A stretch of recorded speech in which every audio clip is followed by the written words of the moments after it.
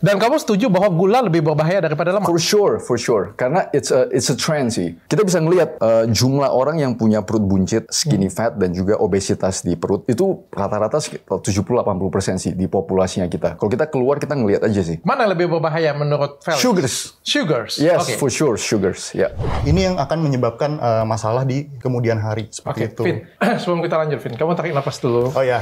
Boleh minum dulu. Kita yang pengen lu sampaikan adalah bukan lemaknya, tapi ternyata sugar. Yes. Is it true? Yes, that's what I'm. Itu yang gue mau sampaikan. Berarti lu juga pengen ngomong bahwa WHO, organ segede itu, Yes. dan semua dokter yang ada di dunia ini, goblok semuanya. No. Tanya Dokter Richard. Guys, kemarin ada perdebatan sengit di TikTok ya tentang seorang PhD dan seorang dokter muda atau seorang calon dokter ya, sudah dokter ya, tapi belum selesai dokternya ya. Jadi mereka memperdebatkan sesuatu hal yang menurut saya cukup menarik ya tentang lemak, gula, dan tentang kesehatan ya. Apalagi sekarang ini lagi marak banget. Om Deddy Corbuzier itu membawakan bahwa ada yang lebih berbahaya daripada lemak, gula. Pada waktu saya kuliah nggak seperti itu. Jadi saya penasaran banget dan saya mengikuti perdebatan mereka nih. Jadi yang PhD ini mengatakan bahwa gula itu very addictive, bahkan lebih adiktif daripada narkoba ya. Sedangkan Kevin, seorang calon dokter muda, ini tidak sependapat dengan pendapatnya Bro Felix ya. Dan mereka perang pendapat, tapi anehnya mereka berdua ngerasa sama-sama menang. Dan langsung aja saya bawa ke sini, Bro Felix dan Kevin ya. Oke. Yes. Felix dulu deh. Felix PhD. Ya, PhD dari University of Auckland, New Zealand, Chemical Sciences. Wow. Ya, jadi beliau PhD-nya apa dulu nih? Food Science. Oh, Food Science. So, yes. ini benar-benar partnya kamu banget ya? Sort of, ya. Oke. Jadi gue juga part-time scientist, collaborate dengan Universitas Padjadjaran dan Universitas Sumatera Utara. Oke. Fakultas Kedokteran, Fakultas Farmasi, dan Fakultas Kedokteran Gigi sih. So I collaborate with them. Oke. S1-nya? S1 di University of Auckland juga, New Zealand. Food Science. Oke. Tapi kamu nggak takut kan dengar kayak gitu kan? Nggak ya? Oke. Saya suka gaya kamu. Ini Kevin? Oh ya, saya dari Universitas Pelita Harapan. Oke. Sekarang lagi menjalankan program internship. Oke. Di Bali ya. Di Bali di Rumah Sakit Umum Bali Jimbaran. Oke, good. Yeah. Oke. Kemarin kalian berdua berdebat nih, tapi saya seneng sih sebenarnya berdebat, tapi kita mau lebih bahas lebih lengkap di sini. Oke. Kalian boleh nyatakan pendapat. Yes. Kita singkirkan semua titel-titel kita, ya. Exactly, Bukan yes. artinya kita titelnya lebih tinggi pasti lebih pintar, belum tentu juga ya. Kita sama-sama kita silakan bawa pendapat. Yang penting kita bawanya secara bijaksana dan santun, oke? Siap. Saya bertanya dengan Bro Felix dulu nih. Ya, dulu yang kita paling takut itu lemak. Dari zaman bokap nyokap gue, dari sebelum-sebelumnya ya kan, lemak, kolesterol, lemak. Tiba-tiba nih ada ya kemarin puncaknya sih Deddy Corbuzier bilang bahwa ada yang lebih mengerikan daripada lemak. Kalau aku nggak salah ya, correct me if I'm wrong ya. Yaitu adalah gula. Ya, gula ini lebih mengerikan. Apakah menurut pendapat Felix bagaimana? Kalau gue sih sependapat sekali dengan apa Om Deddy sih, karena kita bisa ngelihat dari sisi trend. So as a scientist, gue paling suka itu observe trend. Jadi contohnya kalau gue keluar makan bareng temen dan segala macam, kita ngelihat aja apa yang kita makan sama apa yang kita minum. Itu semua sugars. Mungkin people itu nggak realize, sometimes they don't realize kalau sebenarnya karbohidrat. Kalau kita makan nasi, kita makan roti, kita makan kentang dan segala macam, itu karbohidrat, chain of sugars, itu rantai gula. Oke. Jadi kayak starches, nasi itu ada starch, zat pati kalau bahasa Indonesia. Itu sebenarnya rantai gula yang tersambung, polysaccharide. Jadi kalau gula yang kita makan, di breakdown sama alpha amylase, enzim di dalam mulutnya kita itu jadi gula. Dan akhirnya masuk ke dalam badan kita, gula darah kita naik. Insulin response naik. Begitu insulin response naik, gula harus masuk ke dalam otot sama liver. Jadi glycogen. Jadi begitu glycogen storage udah full, gula itu harus di-convert jadi fat. Makanya kita kebanyakan gendut itu di perut kan. Ya, because we are storing the fat. Dan kamu setuju bahwa gula lebih berbahaya daripada lemak? For sure. Karena it's a trend sih. It's a trend. Kita ngelihat aja dari jumlah. Kita ngelihat aja ya. Kan gue juga part time running kayak agrowisata. Kita bisa ngelihat jumlah orang yang punya perut buncit, skinny fat, dan juga obesitas di perut, itu rata-rata 70-80% sih di populasinya kita. Kalau kita keluar, kita ngelihat aja sih. Oke. Yes. Dan saya detail lagi. Menurut kamu ada beberapa yang anti statin ya. Apakah lemak itu tidak berbahaya? Kamu menganut hal itu? Enggak. Jadi kalau kita ngomong masalah LDL, kalau menurut gue sih it's context dependent, tergantung konteks. Jadi kalau seandainya LDL itu tinggi, tapi kalau seandainya triglyceride sama HDL ratio it's okay.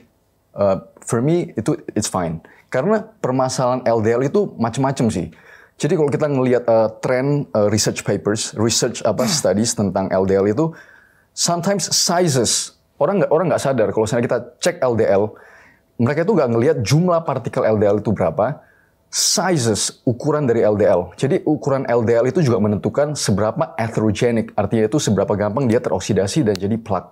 Oke. So it's cholesterol science itu udah move so fast dari yang pemahaman dulu sih. Oke, make it simple. Yep. Mana yang lebih berbahaya menurut Felix? Sugars. Yes, for sure sugars. Yeah. Kevin, ini saya senang banget nih. Seorang adik tingkat saya duduk di sini bisa kasih pendapat, debatnya sama PhD pula. Ini keren nih kamu. Aku waktu masih kuliah nggak kayak gitu. Oke, Kevin. Kamu sepakat dengan kalimat tersebut? Apakah yang mana yang menurut kamu lebih berbahaya? Lemak atau gula? Sebenarnya tergantung konteks. Jadi nggak ada sama sekali yang berbahaya. Dua-duanya nggak berbahaya? Nggak, tergantung konteksnya. Oke. Nah, biasanya kenapa bisa menjadi berbahaya? Karena ketika konsumsi dari gula atau lemak itu in virtue of excess calorie intake. Oke, berarti dua-duanya bisa berbahaya, bisa tidak berbahaya, seperti itu ya, kan? Tergantung konteksnya. Kalau dua-duanya kita anggap over, dua-duanya berbahaya, yang mana yang lebih berbahaya nih, lemak atau gula? Gak ada yang berbahaya. Biasanya justru kombinasi dari kedua itu, ketika makanan-makanan ultra processed yang dicampur oleh high carbs dan high fat, kemudian makanan itu kan dicampur oleh bahan-bahan yang lain yang membuat menjadi enak, itu yang akan membuat terjadi rawan overkonsumsi. Ketika terjadi rawan overkonsumsi, makanan-makanan ini kan juga istilahnya itu empty calories istilahnya. Jadi minim mikronutrisi. Itu yang akan menyebabkan masalah di kemudian hari. Seperti itu. Oke, kamu setuju bahwa lemak itu tidak makan lemak jenuh itu tidak berbahaya? Nah, tergantung juga. Kan berdasarkan Cochrane Review, itu kan threshold itu 10%. 10% dari total kalori harian. Selama konsumsinya itu di bawah 10% kalori harian, itu tidak akan... Iya, saya nggak berbicara seperti itu pastinya. Kan dari zaman dulu kita, jangan bapak-bapak kita itu melarang kita kayak makan over lemak, mentega, jeroan, ya karena kan itu kan menyebabkan kolesterol. Dan sekarang ini kan dibantah bahwa oh ini nggak ngaruh nih, you makan ini nggak ada masalah nih. Yang bikin masalah itu adalah sugar. Kamu setuju nggak statement itu? Tidak, enggak. Nah, kamu masih setuju bahwa makan makanan lemak jenuh itu akan buat penyakit dalam tubuh kita, benar ya? Kalau misalkan berlebihan, iya. Yes, oke. Ya, threshold itu 10% dari total kalori harian. Oke, mana yang lebih bahaya menurut kamu? Makan manis, terus-terusan, atau makan makan makanan sekarang kan gulanya tinggi banget ya, kue kayak gitu ya, dibandingkan dengan makan jeroan? Saya lebih gak memihak apa-apa sih, tergantung konteksnya. Tergantung konteksnya beneran. Oke. Ya. Felix, kamu mengatakan di VT kamu bahwa gula itu very addictive. Yes. Ya, lebih adiktif daripada narkoba. Yes. Is it true? For me it's true. Karena gini, konteks juga. Ini pengerjaan di tikus sih, rat experiments, mice experiment. Kalau seandainya tikus itu di-expose, overexposure ke gula, dia itu malahan lebih memilih rasa manis itu dibanding cocaine. Itu is very clear. Terus yang kedua, kalau kita ngelihat functional MRI study ya, brain scan dan segala macam, yes, ultra processed foods, I would argue, gue bakalan argue, ultra processed foods itu high in sugars. Majority sugars. Karena kalau kita ngelihat dari tepung-tepungan dan segala macam, kalau kita ngelihat dari sisi chemical structure ya, chemical structure dari carbohydrate itu apaan? Apa itu carbohydrates? Chain of sugars, rantai dari gula. Jadi begitu kita makan, gula darah kita naik, insulin response up, dan segala macam. Jadi I would argue, yes, sugar very addictive. Bukan cuma dari studi itu. As a scientist, gue juga suka sekali observe. I like to observe things di populasinya kita, di masyarakatnya kita. Coba kita ngelihat, kita pagi kita makan harus ada teh manis, harus ada kopi susu. That sugars. Belum lagi kita makannya mie. Oke. Ya kalau kita orangnya mie atau nasi atau segala macam itu that sugars. Itu udah carbohydrate. Oke. Kita makan siang nasi padang. Kadang kita harus nambah 2 nasi, 2 tambahan nasi. That's carbohydrates, that's sugars. Lu minumnya apa? Kadang teh botol, kadang Ini pertanyaan menarik jadi ya. Lu makan apa sih? My food is very simple. Kalau gua pagi telur 3 biji sama buah. Pertanyaan gue. Yes. Telur dan buah itu nggak ada sugar ya? Telur nggak ada. Kalau buah yes. Kenapa? Gue tetap makan sugar. Bukan berarti ini gue ngomong ya. Gue tetap makan gula in a better form. Gue jaga nggak sampai over consuming. Oke. Karena bahasanya itu menjadi rancu. Gimana? Ketika lu bilang bahwa gula itu very addictive ya. Jadi kita makan gula, apakah gula itu menjadi addictive atau memang makanan manusia itu gula? No, in my opinion no. Karena gini. Apa makanan yang nggak ada gulanya? Makanan yang nggak ada gula, contohnya proteins, fish, eggs. Fish nggak ada gulanya sama sekali? No, I would say no. A fish. Protein, it's majority protein. Iya, kalau kita ngomong kita bedah satu-satu, tentu saja protein yang jadi lemak itu bukan gula. Tapi kan apa yang kita makan selama ini bukannya semuanya itu gula. Over consuming, Dok. Maksudnya jangan sampai over consuming. Jadi gua penganut low carb. Jadi karbohidrat gua turunin total, gak semua sih. Cuma gua turunin dan I judge bahwa kebutuhan gula itu gua cukup atau enggak dari exercise quality. Jadi kalau contohnya gue exercise, tiba-tiba kualitas exercise gue turun, berarti gue kurang my carbs. Gue kekurangan asupan karbohidrat. Permasalahan kita, Dok, di sini adalah over consuming. Over consuming sama kita selalu dikasih ketersediaan gula itu so easy. Lebih ya. Jadi saya garis bawain ya. Menurut Felix itu gula itu very addictive, lebih addictive daripada narkoba sendiri. Tapi sebenarnya bukan all gula ya. Jadi makanan kita itu memang gula kan, tapi over gula yang kamu bicarakan, bukan. You gotta, kita harus turunin carbohydrate intake-nya kita sih. Harus. Kamu setuju gula itu addictive? Enggak. Sebenarnya gini. Aku kan ada sempat kritik mengenai studi yang tikus itu. Ya sebenarnya studi tikus itu bagus gitu, bagus sekali karena preclinical studies itu. Karena semua studi dari clinical trial manusia itu berawal dari studi tikus, ya kan? Studi tikus, studi in vitro, itu, ya kan? Nah, tapi sebenarnya kita harus melihat konteksnya juga gitu. Tikus itu kan sebenarnya dia itu kan nggak bisa berpikir kayak kita. Mereka itu nggak tahu kalau kokain itu very rewarding gitu kan.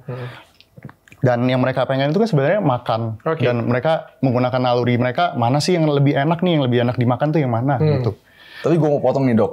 Boleh. Maksudnya kita ngelihat aja sih, maksudnya kalau dari waktu gue TikTok live, waktu gue ngomong sama temen dan segala macam, selalu muncul kata-kata begini.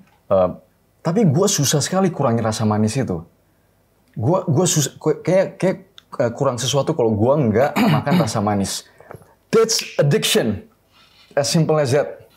For me. Do you agree about that? Sebenarnya bukan lebih ke adiksi, tapi lebih ke cravings atau dependency. Kalau misalkan that's the key, dependency. Tapi bukan addictive. Kalau dependency itu udah it's a key to addiction, Dok. Jadi in my opinion, begitu lu udah ada dependence bahwa if you crave something sampai lu nggak bisa control your impulses untuk makan yang manis itu. Sampai seperti itu? Oh yes. For sure, Dok, for sure. Karena gue maksudnya gue ngelihat dari sisi waktu gue TikTok live, dari sisi komen dan segala macam, kenapa gue susah untuk stop rasa manis itu. Oke, Kevin, coba diselesaikan dulu, Kevin. Yes. Nah, jadi kita harus kan kalau misalnya dari DSM-5 itu ada skornya dari kalau substance use disorder gitu. Kalau misalkan dia, kalau nggak salah ya, kalau di bawah 3 itu dependency. Kalau misalkan dia di atas 3 itu dia addictive. Nah, kalau addictive itu harus sampai ada withdrawal symptoms, withdrawal symptoms. Jadi lu stop gula. Terus, misalkan bukan gula. Ada efek sakau. Iya. Ada efek ketergantungan. Iya, bahkan. Ada sesuatu yang terjadi. Ada rebound effect. Betul. Bahkan, itu addictive. Iya, dan yang kedua harus ada increasing tolerance. Nah, Dan gejala-gejala ini itu harus bisa sampai merusak quality of life-nya dia Oke. gitu. Sampai merusak pekerjaan, sosial, ekonomi. Yes. Gitu. Demi Addictive, substance itu namanya addictive ya. Jadi Yeah. kita kalau misalnya pengen makan gula, nggak dapat gula itu bisa baring, bisa nggak bisa tidur, Yeah. bawa mata hitam atau bisa mual-mual atau something ya kita kayak Yeah. ketergantungan narkoba ya. Itu yang dinamakan dengan addictive dan itu tidak terjadi pada waktu kita membutuhkan gula, Felix. Kayak gimana, Felix? Gula itu gimana ya? In my opinion, gula itu a very very important energy source. Cuma permasalahan kita itu over consuming. Ini gue ngomong aja pengalaman nih dok. Jadi kan dulu gue kerja di New Zealand Plant and Food Research sebagai research scientist di situ, New Zealand Plant and Food Research. Jadi salah satu di perusahaan itu dia tuh ngehasilin bibit buah untuk ngehasilin bibit buah yang unggul. Salah satu yang dilihat adalah sweetness. Jadi kalau gue mau argue, buah yang sekarang ada itu di-breed dengan high sugar. Rasa itu harus manis. Jadi kalau dok ke supermarket yang ada... Iya, gue cari juga buahnya yang manis dong pasti. Exactly. Nggak ada yang cari yang asam. Exactly. Tapi kalau dok ngelihat sejarahnya fruit breeders, kalau cultivar yang lama, jenis-jenis buah yang lama, kita ngomong apel deh. Oke. Kita ngomong apel dan ada namanya Cox's Orange Pippin sama namanya Granny Smith. Itu cultivar yang lama. Itu tahun 1950-an. Itu asem dok. Tapi makin lama kita makin breed supaya jadi manis. Yang kayak sekarang Royal Gala dan segala macam. Jadi consuming dari dulu buah itu dari sisi itu aja kita udah ngelihat bahwa konsumsi gula kita naik. Gue setuju. In that sense. Gue setuju banget. Yep. Apalagi di zaman sekarang ya. Yeah. Makanan itu rata-rata tuh high sugar semua. Exactly. Dan gue Exactly. juga tahu Yes, bahwa yes. efek samping sugar itu banyak banget. Apalagi ke kulit ya. Jerawat, hormon, Yes. kelenjar sebum ya. Gue tahu banget. Rambut ya. Itu banyak banget ya. Tapi pertanyaannya adalah, Bro Felix ini kan menyatakan suatu pendapat bahwa gula ini lebih adiktif daripada kokain. Itu loh yang ditentang oleh Kevin. Oh, oke. Ngerti. Adiktif itu kata Kevin ya, menurut apa yang dia baca, adiktif itu kamu memerlukan ada withdrawal effect ya, ada rebound effect. Sedangkan orang kalau nggak dikasih makan gula, biasa aja. I would argue no.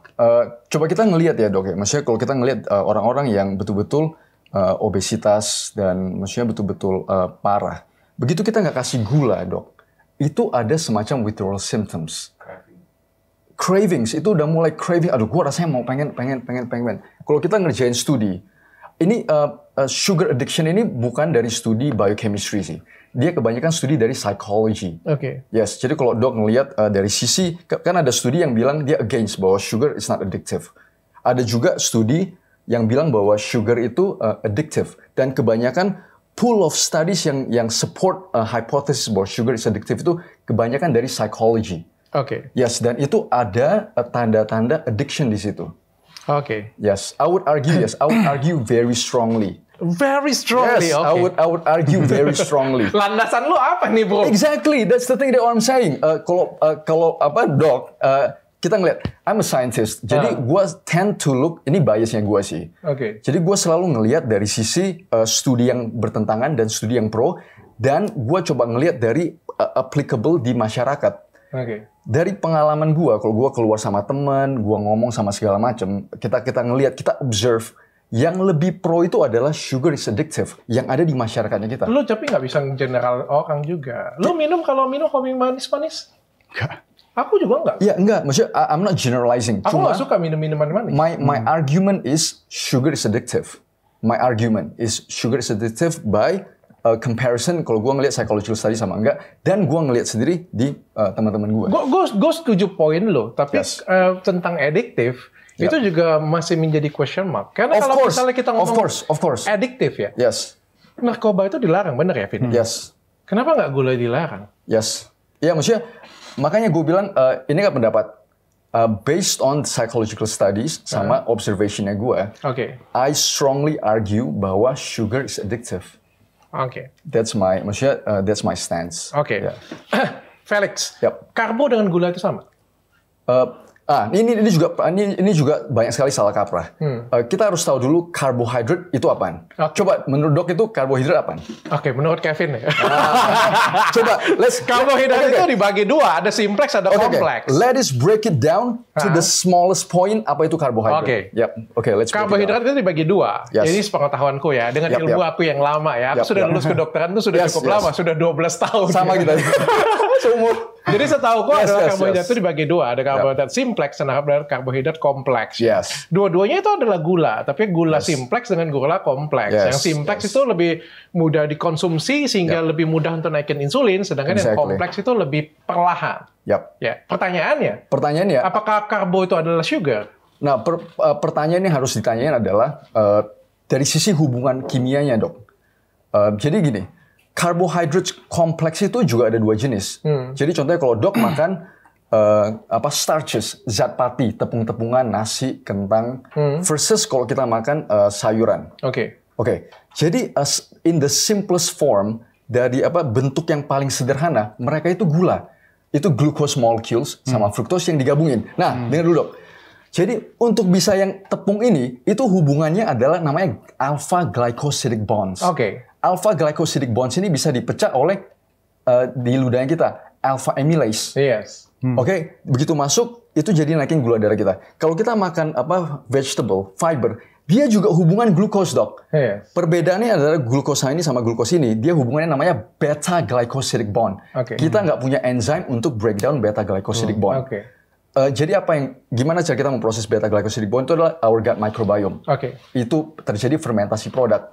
Yes, so even though kalau kita bilang kompleks karbohidrat pun itu juga terbagi. Yes. Tapi kamu belum menjawab pertanyaan saya. Apa karbo dan gula itu sama? Kalau kita ngomong in terms ya, kalau kita bilang kalau karbo dari nasi, kentang, mie, roti is the same. Sama. Kevin, menurut kamu karbo dan gula itu sama? Iya, ya gula itu kan kalau gula itu berarti kalau misalkan dalam orang awam itu kan berarti table sugar, berarti sucrose. Sucrose itu kan gabungan dari glucose dan fructose. Ya. Gitu. Menurut kamu sama? Sama. Tapi kalau menurutku dan ilmu yang aku tahu aku ngerasa kayak semua karbo itu bukan gula, tapi semua gula itu adalah karbo. Agree. In that sense, yes. Dan gula itu adalah makanan kita kalau menurutku. Jadi kita nggak bisa ngomong kita adiktif. Semuanya kita makan gula. Kalau kita ngomong seperti itu, you makan gula, yes, everything. Mau nasi itu gula, kentang itu gula. Semuanya akan di breakdown menjadi glucose. Exactly, yes. Yes. Betul kan? Cuma permasalahannya ini over consuming, Dok. Overconsumption. Dulu, Dok, kenapa ini kita ngelihat dari sisi anthropology juga ya. Kita ngelihat dari sisi human history going back. Pada dasarnya availability of glucose itu susah dulu. Kita waktu zaman caveman. Ini kita ngomong kita di luar dari religious lah ya. Kita di luar dari religion dan agama. Kita ngomong dari basic science yang acceptable di sini. Kita going back to evolution, evolutionary timeline, availability of glucose is very low. Jadi badan kita itu begitu ada rasa manis, badan kita itu attract harus makan ini karena itu low di nature. Jadi ada sedikit reward system di dalam otaknya kita bahwa lu harus makan gula karena ini sumber energi. Cuma permasalahannya reward system itu jadi ke-abused karena availability-nya abundant sekarang. Jadi itulah reward system yang seharusnya bantu kita nyari energi, berubah berbalik menyerang kita jadi addictive karena brilliant reward system kita. Yes. Kevin setuju? Sebenarnya gini, tadi ada sempat ngomongin pada orang obes. Nah itu sebenarnya another topic sih. Tapi ini menarik, maksudnya kita sekarang tahu ya bahwa kalau obes itu bukan penyakit gara-gara males doang. Nah, jadi banyak banget faktor yang sangat mempengaruhi, genetik, sosioekonomi, lingkungan, dan lain sebagainya. Jadi kita nggak bisa tuh kalau kita ke orang obes, kalau orang suka ngomong tuh eat less, move more. Nah, itu nggak bisa. Karena pengobatan orang obes itu sangat kompleks menurut saya, harus patient-centered. Gitu. Nah, orang obes itu jadi lebih dikaitkan dengan lebih dikaitkan terhadap food addiction. Pada orang normal itu tidak. Nah, food addiction itu lebih dikaitkan pada orang obes. Dan food addiction ini tipe makanan yang mana yang paling dikaitkan dengan food addiction? Itu yang tadi saya bilang, high fat, high carbs. High fat, high carbs. Nah, makanan-makanan hyperpalatable ini yang membuat asosiasi yang kuat terhadap obese people gitu. Terjadi overkonsumsi pada orang obese people. Dok, gue mau potong nih, Dok. Yes. Jadi ini lagi. Jadi my personal bias ya. My personal bias terhadap suatu hipotesis. Ini kan Dok bilang sugar sama kolesterol, lemak yang mana yang jelek dan segala macam kan. Jadi gue juga suka baca history. Gimana satu medical hypothesis itu keluar. Kalau gue nanya Dok, Dok tahu nggak medical history? Ini research medical history, gimana cholesterol hypothesis itu naik ke permukaan. Gimana? Ini dulu di tahun 1960-an kalau nggak salah, sugar lobby industry, Dok. Ini ada papernya ya. Nanti gue kirimin. Untuk apa? Untuk di post. Sugar lobby industry paid Harvard medical researchers untuk publish satu review paper yang bilang bahwa serangan jantung itu karena lemak. Yes. Kalau satu medical hypothesis yang keluar karena sugar lobby industry paying, itu gue langsung tanda tanya. Gue ngikutin ini. Lo mau jawab? Kalau lo nggak mau jawab, gue yang jawab. Silakan. Silakan. Karena untuk di posisi ini, gue yang disagree dengan dia. Silakan. Gue yang disagree sama dia. Silakan. Jadi dia pengen menceritakan sesuatu. Aku pengen kasih tahu kalian ya. Dia membawakan suatu jurnal yang mengatakan bahwa dari zaman dulu sampai zaman sekarang, koreksi saya kalau saya salah ya Kevin ya. Boleh. Kita itu dibilangnya bahwa yang berbahaya itu adalah lemak. Ya, lemak yang berbahaya, jeroan, lemak dan sebagainya. Statin, LDL tinggi, HDL yang harus tinggi, HDL nggak boleh rendah dan lain sebagainya ya. Itu menyebabkan penyakit jantung. Ya, dan itu dikatakan bahwa itu menjadi konspirasi besar. Ya, dikatakan bahwa ternyata itu bukan itu nyebabin penyakit jantung, betul kan? Itu kan yang pengen lu sampaikan kan? Yang pengen lu sampaikan adalah bukan lemaknya, tapi ternyata sugar. Yes. Is it true? Yes, that's what I'm. Itu yang gue mau sampaikan. Berarti lu juga pengen ngomong bahwa WHO organ segede itu, dan semua dokter yang ada di dunia ini, goblok semuanya. No. That's where you're wrong. Gue bukan argue begitu, karena sudah banyak juga Dok top cardiologists yang going against the thing. Ashim Malhotra. Ashim Malhotra itu top UK cardiologist. Yes. Gue bisa ngomong kayak gitu. Lu sebut satu, tapi apakah satu ini mempengaruhi semuanya? Karena gini, Bro. Kalau kita ngomong kardiologis, ini ada perhimpunannya. Exactly. Perhimpunan di Indonesia itu ada, benar ya? Perhimpunan di Indonesia ini berasosiasi dengan perhimpunan di dunia. Bro, ini nggak buat sendiri, ini nggak buat sekte sendiri, Bro. Totally understood. Itu understandable. Dan jangan sampai salah satu anggota sekte berkata lain, dan lu memblame satu ini, sedangkan lu nggak ngelihat yang banyak ini, Bro. No. Ini yang gue mau argue ya, Dok ya. Boleh dong. Yes. Kita argue. Kita kan ngobrol sehat. Gini ya, Dok ya. This is my argument. High sugar consumption, Dok, itu yang menyebabkan dyslipidemia itu terjadi. Dyslipidemia adalah LDL lu naik, your triglyceride out of whack, lu nggak bisa control your triglyceride dan segala macam. Karena overconsumption of sugars. Itu yang menyebabkan dyslipidemia. Jadi, Dok kan medical doctor. Ini gue mau argue dari sisi gimana badan kita tuh memproses lemak ya. Kalau Dok ingat dulu waktu pelajaran biochemistry, pasti ada gimana lemak itu diproses di dalam badannya kita. Ada endogenous, ada exogenous. Jadi waktu kita makan lemak, di exogenous form waktu kita makan itu dibentuk di chylomicrons, dimasukin ke dalam darah, chylomicrons kasih ke selnya kita. Itu kan dari chylomicrons. Tapi kalau Dok melihat di endogenous system itu dari livernya kita yang memproduksi LDL, VLDL, IDL, HDL itu semua dari endogenous, which is our own liver. My argument is kalau lu overconsumption of sugars, you're gonna damage your liver. Jadi your liver itu jadi non-alcoholic fatty liver disease. Itu ada penyakitnya NAFLD. itu semua penyakit yang berhubungan dengan metabolic syndrome. Oke. Ini official definition of metabolic syndrome, Dok. Itu nggak usah ngomong. Nggak, Gula ini adalah penyakit ibu dari semua penyakit memang. Exactly. That's what I'm arguing. Maksudnya ini argumen gue. Begitu overconsumption of sugars, itu yang menyebabkan dyslipidemia. Kolesterol itu nggak terkontrol because of sugar consumption. Benar. Gue setuju, bukan gue nggak setuju di sana. Gue setuju juga bahwa gula itu berbahaya. Yes. Gue juga setuju banget itu, dan gula itu sekarang ini menjadi momok yang mengerikan sekarang. Yes, Gue setuju, bukan kagak. Yes. Yang gue kagak setuju itu ada sekte yang mengatakan bahwa lemak itu tidak berbahaya, hanya gula yang berambil peranan teguh. Itu yang gue sampai sekarang tuh nggak sepakat. Kenapa? Karena kita juga sekolah, lama-lama. I'm not arguing. Kita nggak diajarin seperti itu, bro. Iya, gua ngerti, Dok. Gua mengerti. I'm not attacking your qualification. Gua nggak attack your background, educational background dan segala macam. Cuma I urge you, coba Dok search di Google Scholar, PubMed yang top tahun-tahun ke atas. Ini cholesterol hypothesis sama lemak itu sudah it moves along. Yes, it moves along. Contohnya ya, Dok ya. Gue kasih contoh. Sekarang ada very very strong predictor ya. Predictor bukan cuma LDL. LDL itu abu-abu, Dok. In my opinion, based on what I've read, LDL itu abu-abu. Yang very very strong predictor contohnya rasio dari triglyceride dan HDL rasio. Terus ApoE, ApoB, sizes of the LDL sama ukuran LDL sama the amount of LDL. Itu lebih berpengaruh. Ada lagi small density LDL, ada juga namanya SD-LDL. Jadi itu semua yang lebih predictor daripada maksudnya daripada LDL kolesterol ini loh. Gue appreciate banget.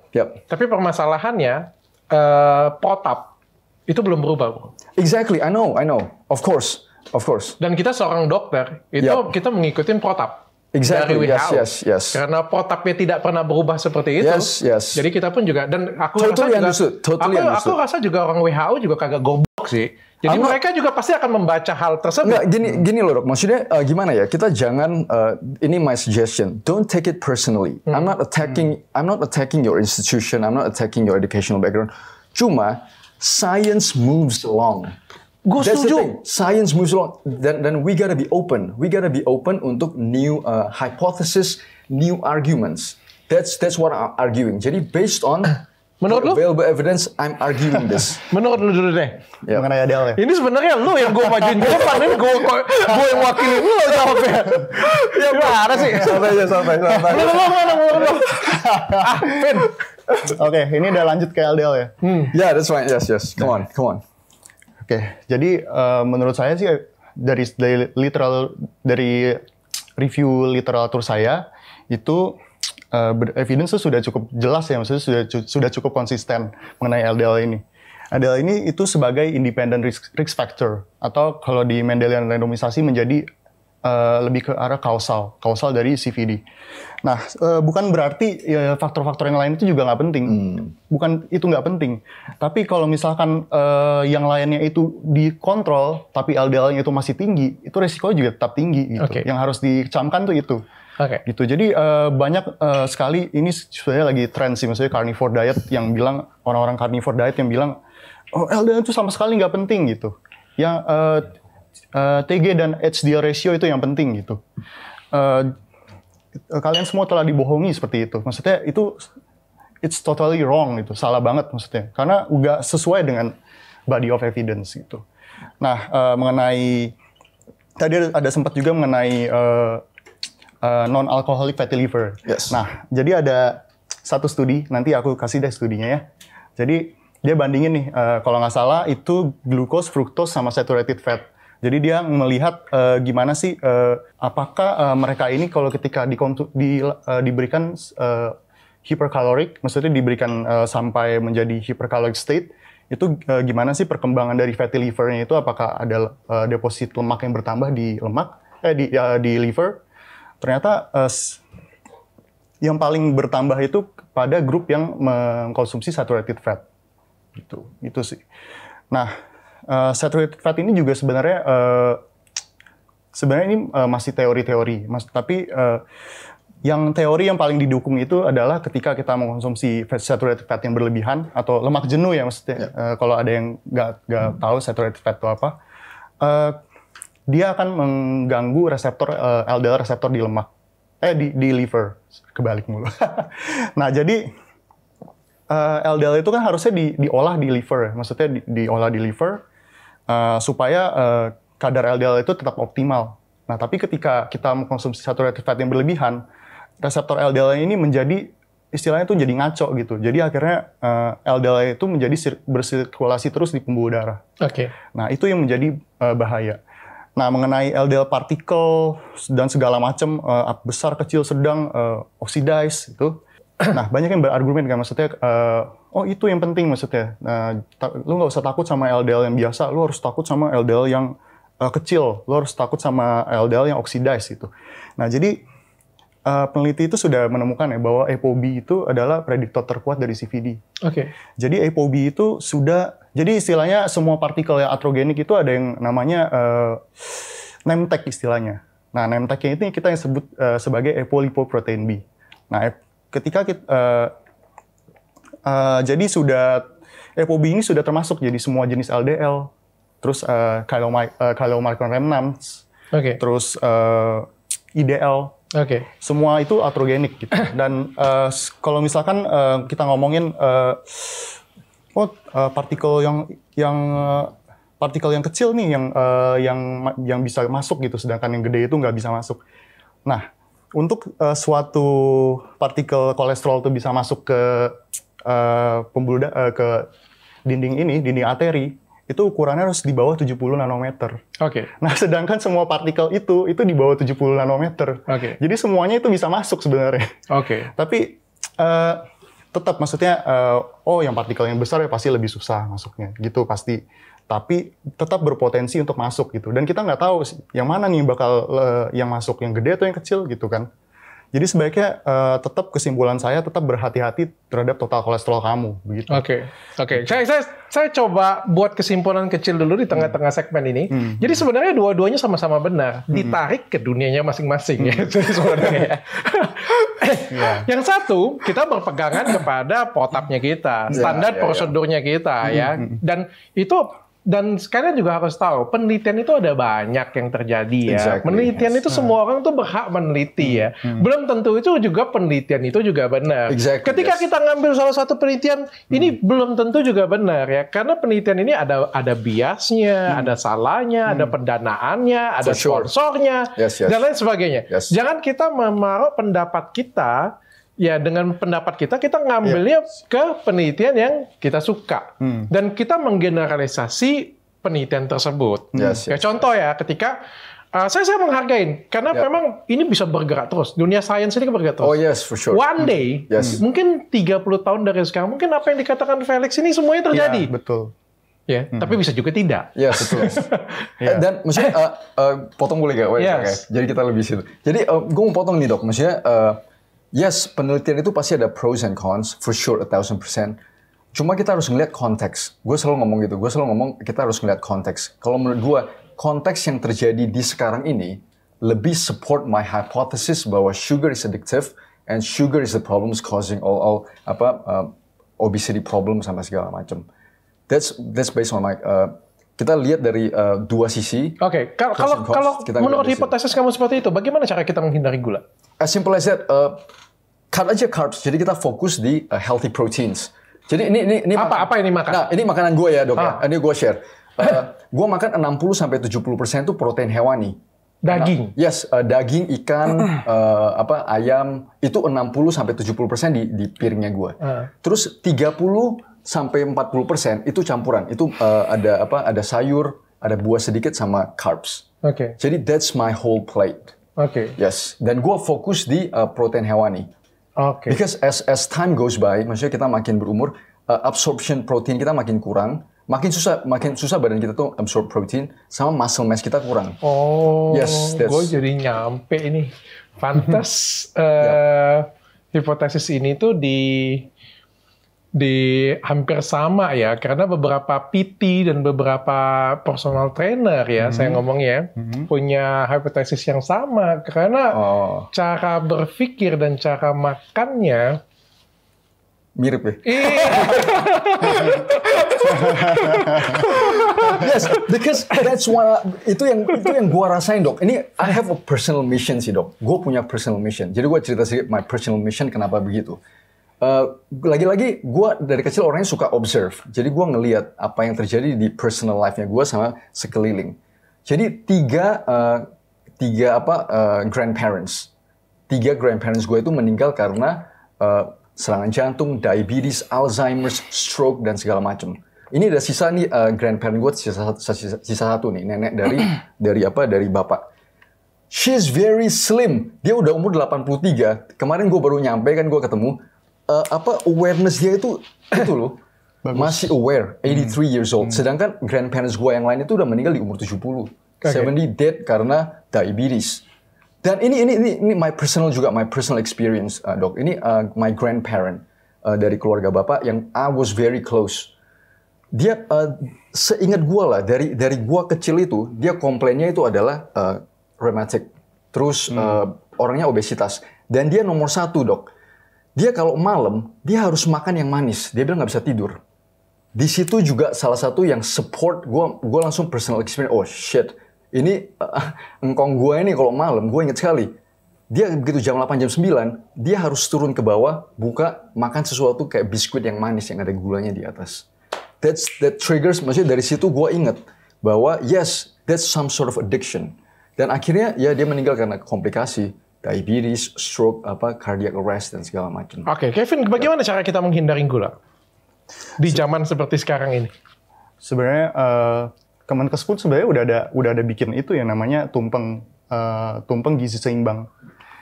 Jadi intinya kita tetap fokus terhadap whole foods. Tapi kita batasi makanan-makanan yang ultra proses gitu. Batasi gula, batasi garam gitu.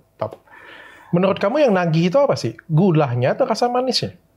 Rasanya yang bikin manis, yang bikin nagih. Yang rasanya yang bikin nagih, bukan manisnya kan? Bukan. Dan nah ini juga perlu dicamkan. Tadi gue mau ngomong nih, Dok. Iya, lanjutin dulu, Fit. Ketagihan makanan itu nggak cuma manis. Bisa rasa asin juga, bisa rasa asam juga gitu. Tergantung orang itu masing-masing gitu. Karena bahkan sampai kita ketahui itu pada orang obes itu bahkan makanan yang mereka prefer itu secara di alam bawah sadar mereka itu otak mereka yang nentuin sendiri. Bukan secara unconscious, secara nggak sadar mereka memilih makanan tersebut gitu. Oke. Ya. Oke, Vin, Felix, kalau kita ngomongin ketagihan makan makanan manis ya, ada orang yang makannya sukanya pedas. Nah, that's exactly. Ada orang yang senangnya makannya sashimi. That's one gue nggak argue itu, Dok. Gue argue this is my argument. Apakah saya bisa berbicara bahwa mereka addictive sashimi? No, enggak. Kenapa? Karena kalau lu makan yang asin sama yang manis, tidak akan efek samping kesehatannya sama kayak lu addicted to sugars. Oke. Yes, that's my argument. Sugars itu, Dok, maksudnya I'm a scientist, jadi gue suka sekali ngelihat dari sisi evolutionary biology.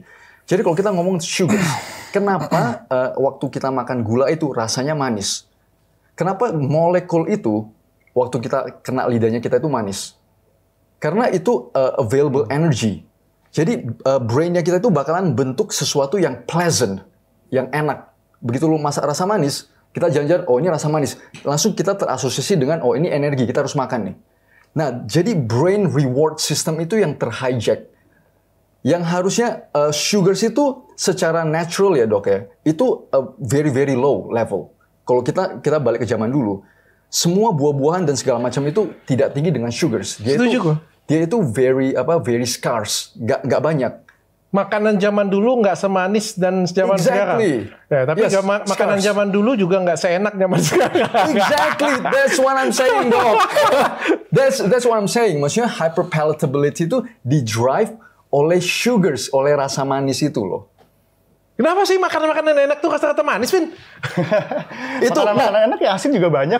Enggak juga, tapi memang sugarnya memang tinggi. Gue ngejawab ya, Dok ya. Kenapa makanan itu rasa manis? Karena Karena brain reward system kita, kalau seandainya itu nggak berguna, dia tidak mungkin bikin rasa manis. Dia pasti bikin gula itu rasanya pahit, karena itu nggak berguna buat kita. Tapi karena gula itu berguna buat kita, itu the most available energy source itu gula, glucose. Badan kita pakai. Semua apa yang kita makan ujung-ujungnya jadi glukosa kan.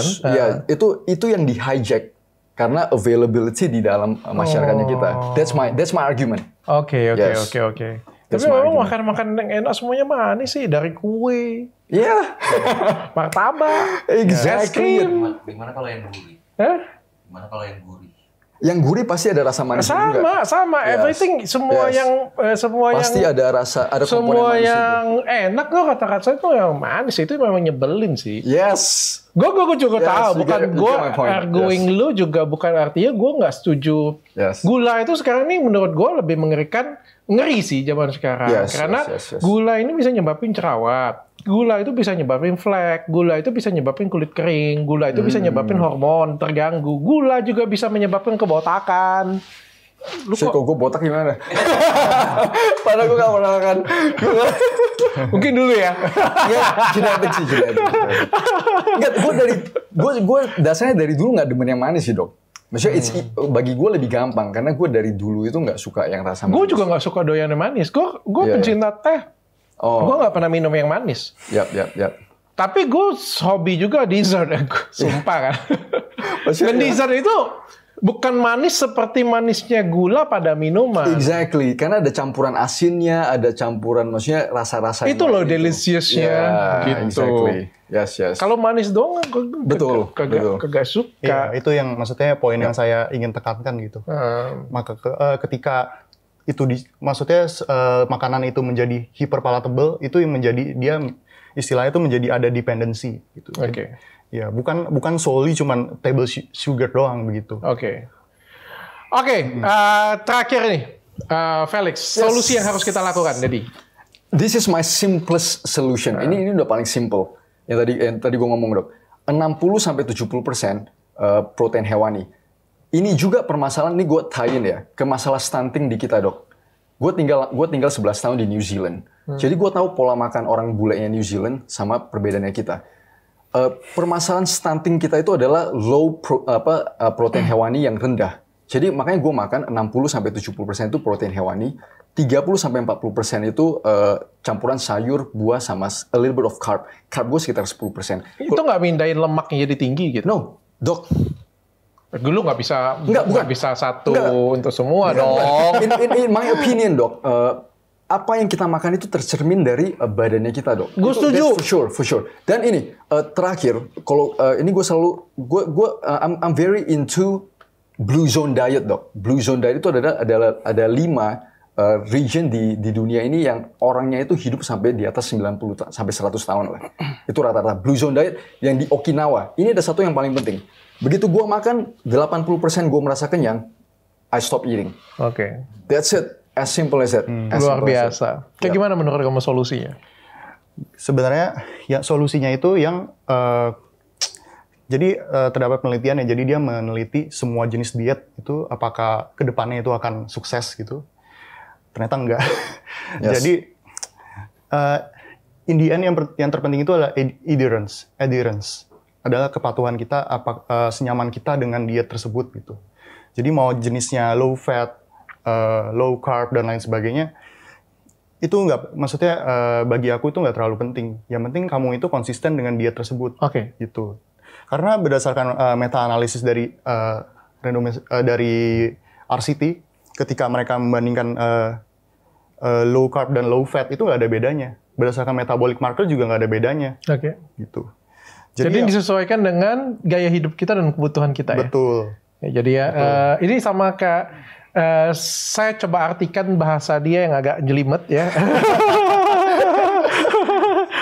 Jadi maksudnya itu ketika kamu hobi makan sesuatu, misalnya kamu hobi makan daging atau kamu hobi makan nasi, ya kebetulan Felix kan orang yang dia low karbo ya kebetulan ya. Tapi kan lu ngomong dengan bapak gue kayak gitu nggak bisa, bapak gue nggak bisa hidup tanpa nasi. Yang kayak gitu punya kalau dikasih daging juga bertahannya paling berapa lama? Paling juga 1 bulan bertahannya. Itu 1 bulan itu sudah ngomel-ngomel dan 1 bulan itu health mentalnya juga kacau banget pasti. Dan ujung-ujungnya mati karena health mentalnya bukan karena gula ya. Nah ini juga penting untuk ditekankan itu. Ketika kita melakukan diet yang terlalu strict itu bisa memicu namanya binging cycle. Nah binging cycle itu sendiri bakal menyebabkan masalah kesehatan lainnya begitu dari mental health kena. Habis itu dari binging itu juga nanti kesehatan badan kita juga kena gitu. Jadi sebaiknya melakukan diet itu yang kamu suka aja gitu, Gaus. Jangan yang terlalu strict gitu. Ya, saya setuju. Karena memaksakan sesuatu hal yang bukan seleranya kamu akan balik dan akan lebih rebound. Yes. Setuju. Ya, ketika misalnya kayak gini nih, lu gue larang nih, lu hobi daging kan pasti kan, gue larang nih. Pokoknya lu itu diet gak bagus nih. Mau di jurnal nih gue tunjukin dan meyakinkan banget lo. Meyakinkan banget lo. Lu gue kasih kayak gini punya. Lu bisa tahan. Tapi ketika lu nanti nggak tahan lagi, lu akan makan ini jauh lebih banyak. Jauh lebih banyak. Daging lu makan 2 kali lipat, 3 kali lipat kayak gitu. Karena lu craving. I would argue itulah gunanya disiplin. Maksudnya in life, sometimes we gotta build resilience sama disiplin sih. Maksudnya kalau gue ngeliat dari sisi lifestyle induced diseases ya, itu artinya penyakit yang keluar karena lifestyle kita, diabetes, heart disease, obesitas dan segala macam. Itu karena kita nggak bangun resilience sama disiplin. Oke. Yep, that's my. Oke, Kevin, apa yang buat kamu berpikir bahwa kamu menang? Sebenarnya bener sih kayak dikatain sama orang-orang dalam perdebatan itu nggak ada yang menang, nggak ada yang kalah. Iya, tapi kamu mengklaim you are already lost. Apa yang kebuat kamu berpikir kamu menang? Udah dikoreksi juga. Already lost. Udah. Sebenarnya gini, kalau kita dalam berargumen itu kalau bisa kita jangan menyerang yang namanya kredibilitas. Ad hominem. Bener. Karena sekalinya lu menyerang gelar orang, maksudnya cara bicara dia atau kredibilitas dia, dalam tanda kutip lu itu udah kalah artinya. Oke. Gitu. Tapi perlukah kamu sampaikan seperti itu? Tapi gue gak nyerang gelar lu ya bro. Iya. I know. Maksudnya nggak di-take secara personal kok. Oke. Kita santai aja. Just kidding. Ya tapi kalau misalkan berdasarkan yang mana dulu nih, maksudnya yang menang apa? Adiktif. Nggak tahu. Kamu memberikan komentar you are already lost. Artinya kamu ngerasa kamu sudah menang kan? Part bagian mana nih yang kamu ngerasa kamu menang? Sebenarnya enaknya ngomongnya apa ya, bro atau pak? Bro aja, bro man. Sebenarnya menurutku Bro Felix itu tapi don't take it personally. No, that's fine. Maksudnya gue mah chill aja orangnya. Maksudnya dia masih belum bisa membuktikan bahwa gula itu adiktif. Lebih adiktif dari narkoba gitu. Pada manusia. Gitu sih. Oke. Begitu. Intinya seperti begitu. Maklum ya masih muda. That's fine bro. Oke, Felix. Kamu ngerasa senior selalu benar? No. I hate that argument sih. Gue paling benci kalau orang ngelihat dari senioritas. Cuma gue juga perlu tekenin ya. Gue perlu tekenin ke anak-anak muda harus bangun kredibilitas juga. Ya, betul. Exactly. Maksudnya, in my opinion, contohnya gini ya. Maksudnya, kadang kita terlalu gampang mengkritik, tapi kita nggak memposisikan diri di posisi di posisi yang orang yang kita kritik. Aku setuju banget. Aku waktu ngelihat perdebatan kalian, terutama Felix ini kan banyak banget videonya kan, sama ada Black Pill Sigma. Atau Coach something lah kayak gitu punya. Aku nonton kan. Aku nonton kayak gitu punya. Actually ya, apa yang kalian sampaikan itu benar. Tapi saya juga kalau bisa memihak kayak gitu punya kan netizen kan memihak ya. That's fine, yes, Sebenarnya kalau bisa memihak, saya pasti saya ngelihat Kevin ini juga benar. Ya. Kevin yang benar, dan karena saya disekolahkan dengan perguruan yang sama dengan dia, artinya cara pandang kami mirip kayak gitu. Saya ngerasa kayak, oh ini lebih sejalan nih daripada saya. Bukan artinya kamu punya itu salah. Betul. Enggak, kayak gitu punya ya. Menurutku ini juga hipotesis baru, tapi nggak apa ya. Oke, ini kita sampaikan boleh, tapi kita nggak bisa jadikan benchmark nih. Karena kedokteran sendiri kita cuma punya benchmarknya. For sure. Dan benchmark kita itu juga nggak sembarangan. Ya kita punya protap yang tidak sembarangan. Kita enaknya sesuai dengan lo puter kayak gitu punya. Kita punya acuan lah kayak gitu punya. Tapi saya sangat appreciate banget apa yang disampaikan dengan Felix. Cuma yang jadi permasalahan adalah kenapa sampai ada unsur-unsur yang ada yang satu yang ngeklaimnya menang kayak gitu punya. Itu sih yang menurutku. Nah, Kevin juga di situ yang harus diperbaikin menurutku. Tapi kamu sebagai anak yang mungkin lebih muda lah kayak gitu punya. Kan aku ngelihatnya sehingga orang membawanya kayak kamu yang dibully. Padahal apa yang kamu sampaikan itu benar. Kadang aku tuh ngelihat ya mana video Kevin yang salah. Aku beda lagi per kalimat kan. Iya, kadang orang itu enggak sih, maksudnya sometimes maksudnya kadang gue juga pernah, maksudnya agrowisata kita juga pernah viral, I just talk to you. Maksudnya sometimes virality itu nggak bisa di avoid kan. Jadi makanya gue selalu ngomong sama tadi gue ngomong di depan sama Kevin. Maksudnya sometimes emang sosial media begitu, kita nggak tahu kapan kita bisa viral dan kapan kita bisa jadi at the wrong end of salah satu social media trend. Jadi di saat itu you gotta build your resilience. Jangan sampai lu diserang kayak merasa lu terserang pribadi, lu jadi diem. That's fine. Maksudnya just keep posting karena itu it's part of life. It's part of life. You gotta take it on your chin. Udah, just do it. Just move on. Oke. Vin, terakhir aku senang banget dengan kamu. Cuma mungkin cara mengkritisi kayaknya harus diperbaikin lah ya. Lebih good sih, menurutnya good banget. I think it's good sih. Aku selalu banget loh seorang seorang dokter ya, calon dokter ya, bisa mengkritisi seorang PhD. Aku luar biasa bangga aku dengan kamu. And I'm fine being criticized dok. Maksudnya I'm open minded. Maksudnya kalau lu mau serang, that's fine. Gue makin diserang, gue makin demen. Oke. Bagus ya. Kita kan namanya di dalam dunia sains kan kita berdebat hal yang biasa. Exactly. Tapi mungkin aku akan berikan sedikit closing pada cerita kesimpulan hari ini ya. Jadi ada seorang pakai motor nih. Kalau orang di luar pakai motor, itu biasanya pakai apa? Helm. Pertanyaanku, apakah kalau dia pakai helm, akan menjamin dia pasti tidak akan bisa mati? Enggak. Apakah kalau dia keluar pakai motor, tidak pakai helm, apakah dia pasti mati? Enggak juga. Ya. Jadi kalau misalnya kayak gitu, apa fungsinya helm katanya? Lebih bagus gue nggak usah pakai. Pakai helm gue bisa mati, nggak pakai helm gue bisa mati. Cuma menurunkan resiko. That's right. Betul sekali. That's right. Yes. Itulah adalah poin kita hari ini sebenarnya. Betul. Semua itu risk management sih. Ya, bukan artinya kalau kamu consume sugar atau kamu konsumsi lemak sebanyak-banyaknya, kamu kagak mati, itu artinya itu aman. Betul. Bukan seperti itu. Bukan artinya dengan kamu diet seperti Felix seperti ini, kamu akan panjang umur sampai 100 tahun. Tidak seperti itu. Tapi dengan gaya hidup yang baik, dengan pola hidup yang baik, itu akan membuat risk kamu lebih rendah. Sehingga kualitas hidup kamu jadi lebih baik. Exactly.